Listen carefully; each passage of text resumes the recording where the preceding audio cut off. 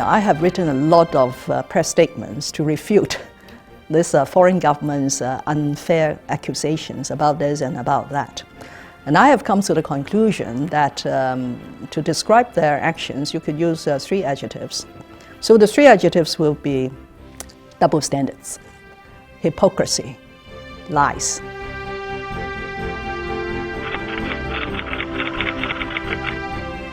In terms of double standards, it's very obvious, whichever way you look at it.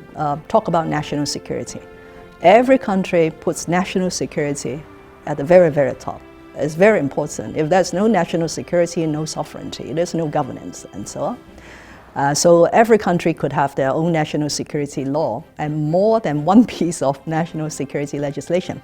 But when the National People's Congress Standing Committee passed a national security law for implementation in Hong Kong, they accused us. So this is double standards. Okay? Come to patriots administering Hong Kong. Every country requires their public servants, including politicians, to be patriotic. Okay? It's written into the constitution. It's the first thing that you have to take an oath and swear allegiance before you can take office. But then when we ask our civil servants to make an oath, to make a declaration that they are swearing allegiance to the Hong Kong SAR and uphold the basic law, they said that we are stifling freedom of speech.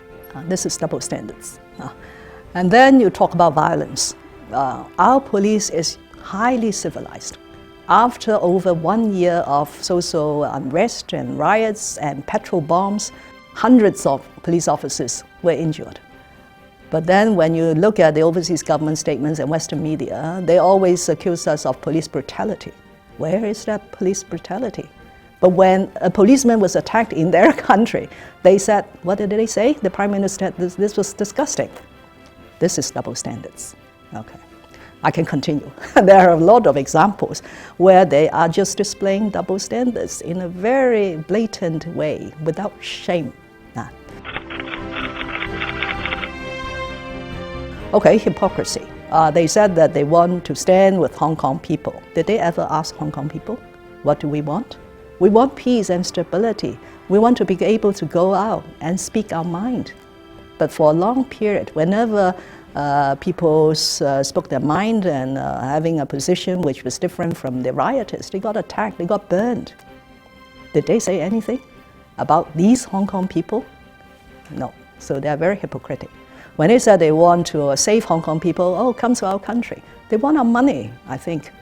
If you look at overseas properties being sold in Hong Kong, if you look at how many of our developers have bought the whole office block in London, then you know why they now welcome Hong Kong people to go to their country.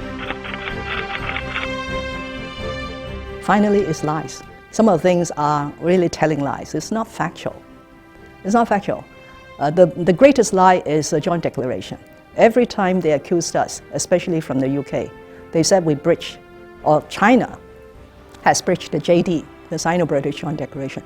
If you ask them which article in the Joint Declaration, they are silent. They can't quote which article. They said election, democracy.